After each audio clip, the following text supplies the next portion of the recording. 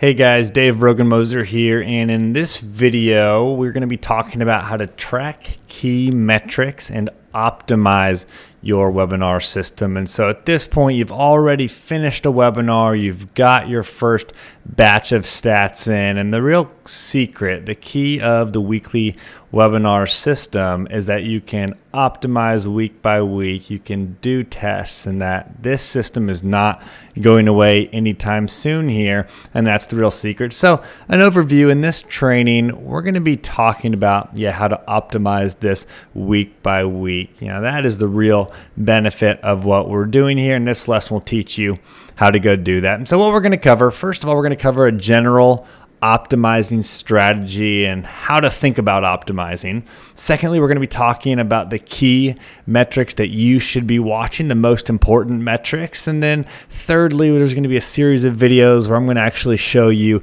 how to optimize each stage of your funnel. So first of all, when I think about generally optimizing my funnel, here's how I think about it. And the first thing is that your funnel has many conversion points, and if you double any of them, any one of those conversion points, you double the output of your entire funnel. So if you double the conversion rate of your landing page, you double your funnel. If you double the conversion rate of your landing page and then double your webinar attendance rate, then you 4 times your funnel because you doubled it and you doubled it again. And so optimizing any of those steps is very, very effective and is very, very powerful here.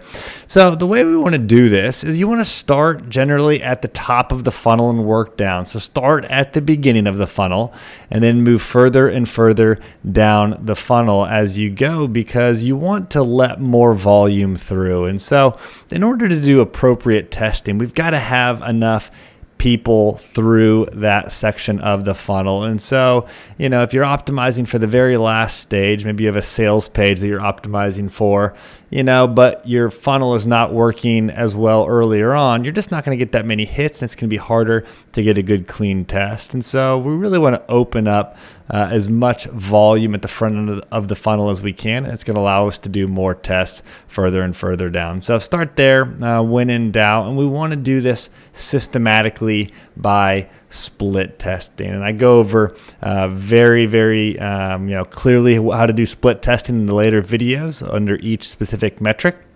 But ultimately, we don't want to just guess. We don't want to just assume what the solution is here, but we want to create tests and let the data do the talking here. And just remember that 80% of your optimization comes from 20% of the work. And so just by spending some time on each stage of the funnel, even just a few weeks, you're going to get a whole bunch of optimization, a whole increase of stats in there that are really going to help your funnel out without having to do a whole bunch of work. So remember that 80% of the optimization comes from 20% of the work. And then here's just some results of our weekly optimizing of a webinar funnel. Here's weeks 1 through 6. I want to show you what can happen week by week when you stick with it and you get or you constantly optimize here. And so week 1, our sales rate per registrant was a little less than 1%. So if we had 100 registrants, that means we would have about 1 sale. Our earnings per registrant was only about $9. And so that's not really that high. I'll show you how that increases here for an ROI of negative 27%. So we actually spent more money on ad spend in week 1 than we got back in sales. And so a lot of you guys, if this was you, maybe this is you right now as you're watching this video and you're thinking, man, I didn't make much money on my first webinar.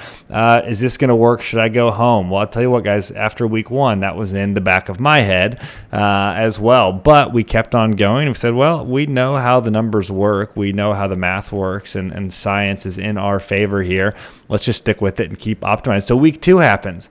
And our sales rate dropped from 0.95 to 0.26. Our earnings per registrant dropped from $9 a registrant down to $3. And our ROI actually got a tiny bit better, but still not good. So we lost money week 2 as well. So things are not looking good for us at this point. A lot of people would probably turn home here. So let's keep on going. I think we can turn it around. And so we started to optimize each stage of the funnel. And in week 3, our sales rate went from 0.26 to 1.7%, which is a good sales rate to have, anything over 1% per registrant. And so our earnings per registrant increased to $19. Our ROI increased to 144%, which was beautiful. This week, we really worked on Facebook ads, and we were able to bring our cost per lead down from $17.68 down to $7.65. We also went back and improved our webinar offer, so the sales rate increased and we didn't pay as much per registrant. And obviously that turned out to be a good ROI there. So we're starting to see, okay, good thing we didn't give up here. Can we keep on improving this? So week 4, our sales rate dropped again a little bit. It was 1.7 before. Now week 4, it's 1.04%. Our earnings per registrant dropped a little bit, but still our ROI was positive even in a bad week. And this is where things, as we kept making improvements, started to really take traction. So a whole month later, week 5, our sales rate leapt up to 4.27%. Our earnings per registrant jumped up to $48 a registrant. Our ROI was at 380%. Some things that happened this week: we increased our show up rate from 27% to 38%. We added in text reminders, and we added in, we went back through and improved our emails. And of course, like I do every single week, I went back through and I improved and worked on the actual webinar offer to make it match something that people would want a little bit more here. So week 5, obviously crazy results. Then week 6 held fairly strong here. It's actually increased a little bit from when I even wrote this slide out here.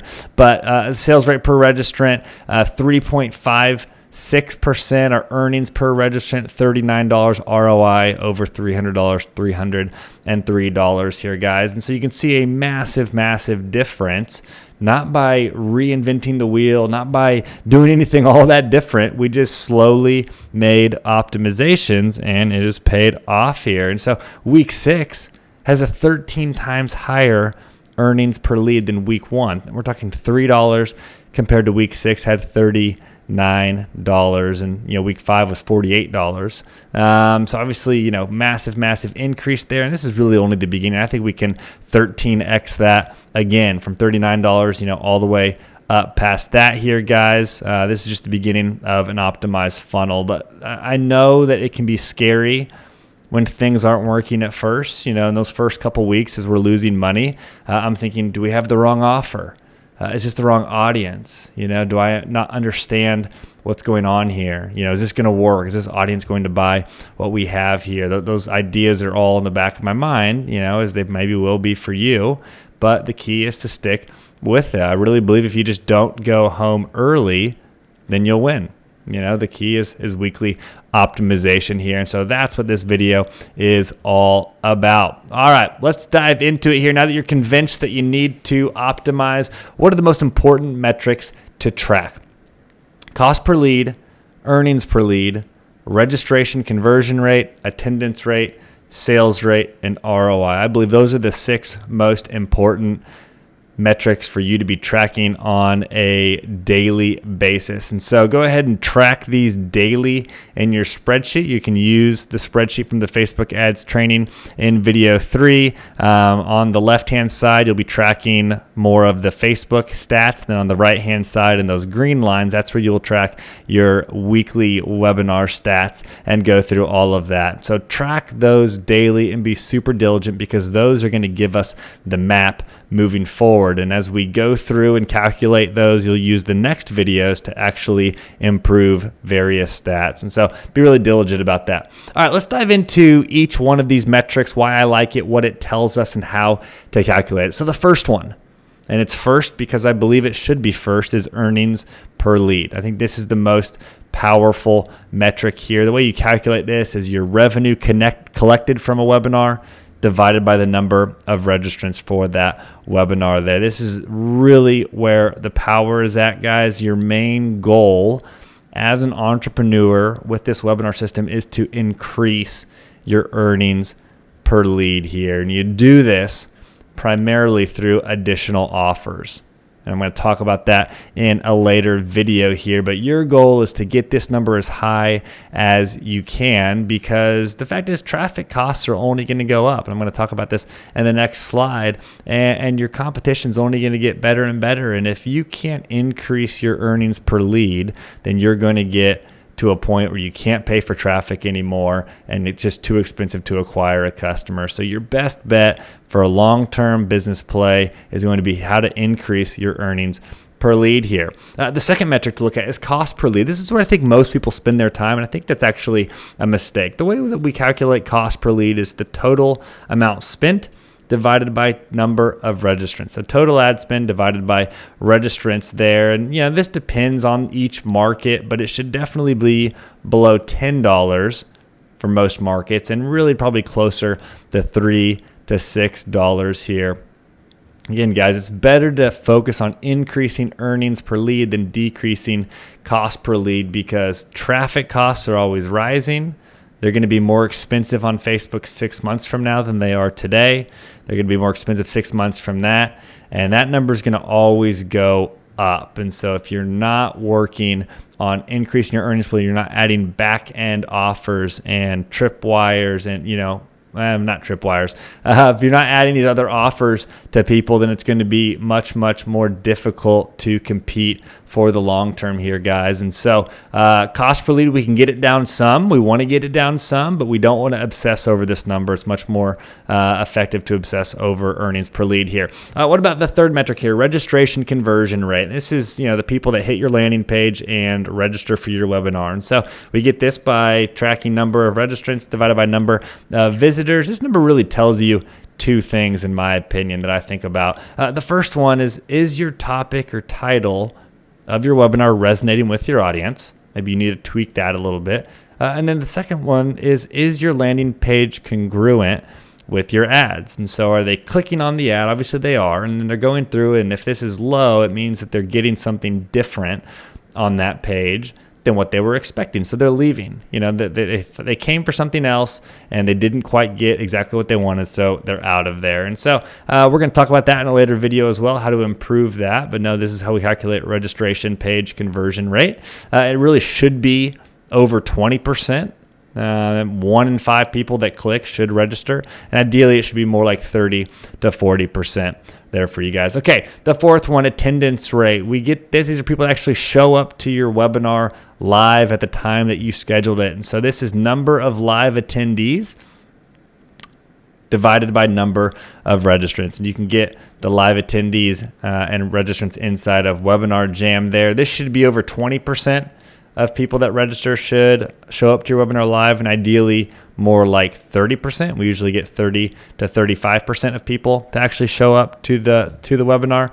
Guys, this is really an important metric here. Now, I was recently going back and digging into some math here, and I realized as I kind of calculated the amount of money we got from attendees versus non-attendees, we got $80.44 per attendee, and we only got $7.84 per non-attendee. 10 times more money comes from attendees than non-attendees. That's a pretty big deal, guys. And so we want to do whatever we can to get people to show up live, because we know that if people are live, they're much more likely to buy than people who do not show up live. And 80% of our buyers attended a live webinar in this one sample that I pulled. I think it was 86% of people that bought were also on a live webinar, and there was only 14% of people that weren't on a live webinar here, guys. So we need people live at the webinar, and that's why this is an important